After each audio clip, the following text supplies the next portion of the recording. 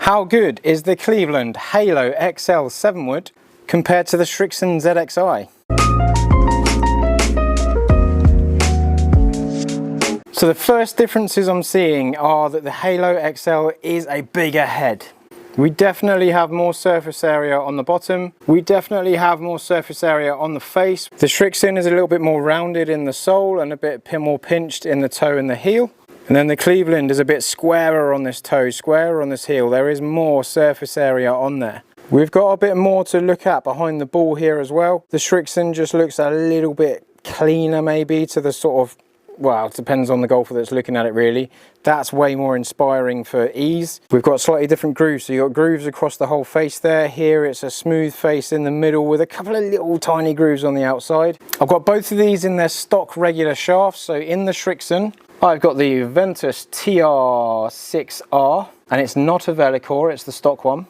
And in the Cleveland, I've got a Tensei Blue 55 regular, which is a lighter shaft. Standard length between the two, we've got about 1/4 inch extra on the Cleveland. And one of the things with Cleveland is that they are counterbalance golf clubs. So if we take this grip off, there is like a plug of weight, so like an 8-gram plug inside the grip, which changes how you might swing the club. With more weight at this end of the club, it makes it a little bit easier for that club to overtake. When we don't have that weight in there, you've got to do a bit more work to get that club face into the golf ball. So generally with the Cleveland stuff, I do find that it's a bit easier to draw or a bit easier to reduce your slice. Now this glider rail technology is on here. It's basically these two little marks down here, these two little bits down here that stick out. The theory is that that kind of like corrects the club as you get through, but I don't think that actually happens. I think it's more of a marketing thing than anything. There is a bit of like influence on there, but it's not, I don't think it's doing as much as you might think. In the Srixon, we've got an adjustable hosel. We can change that loft up and down 1.5 degrees. So from 21, we can go up to 22.5, and we can go down to 19.5. But I've got it here just on standard. Oh, you can also go flatter. So flatter, if you hit the ball left a lot, the Srixon might be a bit more helpful on that flatter setting. The ball flight goes that way. As it gets flatter, it gets more to the right hand side. As it gets upright, it goes left. But we've got a setting on here to just move the ball that way. Also, when you go lower in loft, it tends to open the face a bit more. And when you go higher in loft, it tends to close the face a bit more. So we've got a little bit of manipulation there available to us. The Cleveland is a different price point, and we don't have any adjustability. It is what it is, and we just stand there and whack it. So if I get a couple of shots with this 7-wood, I am expecting a draw. There we go, a little bit of draw. Just, but on the green, dropping and stopping. 7-woods and 9-woods, if you saw my last video, are so much easier, in my opinion. High draw, 222 carry on the green, landed and stopped. One downside is if you hit it that high at 130 feet, the wind's going to affect it a little bit more. If you hit the ball really low already, it's going to be a really good tool to get the ball up. But I'm pretty much going to stand there all day long and repeat that same sort of shot. He says as he spoons one right. I got too complacent there because I was relying on the club doing all the work. I do still need to hit the ball. There we go.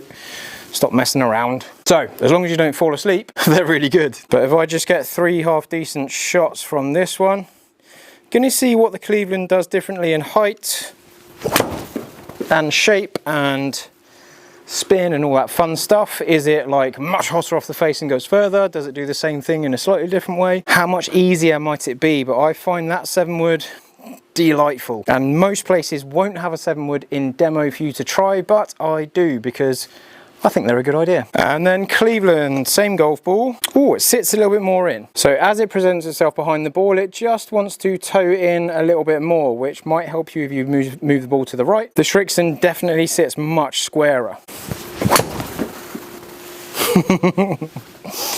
Oh, that was so easy off the face. It's gone straight left, but I'm not going to fight that at all. That is what the club is designed to do. Again, if you hit the ball low, if you hit the ball right, get one of these in there. So much easier. I hit that slightly thin. I didn't strike that good at all. And I'm on the green. Just need to make sure I don't go to sleep and try and let the club do all the work. I still need to hit the ball. Much, much easier to draw. big old draw in it, same spot as the first one. Oh, that was horrible and necky and out the heel, and I nearly fell over. Is that a problem? That's not a problem. We could all be missing a trick here and making life so much easier than it otherwise is. If you move the ball to the right, this moves the ball to the left.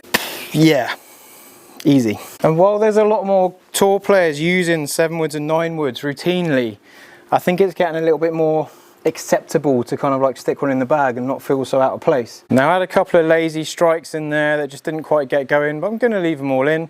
We had a 205 there, but look at this, like 222, okay, the 205, 227, 222. If I take that one out, I've got 2 yards of variance. If I take the worst one out of this lot, which is kind of both of these, even if I take both of them out, so I've got 3 on 3, I've got 223 against 223, so I'm hitting the same distance. The peak height is 134, so the Srixon went higher, the Cleveland went lower. That's possibly because I hit more draw, the ball went lower because of that.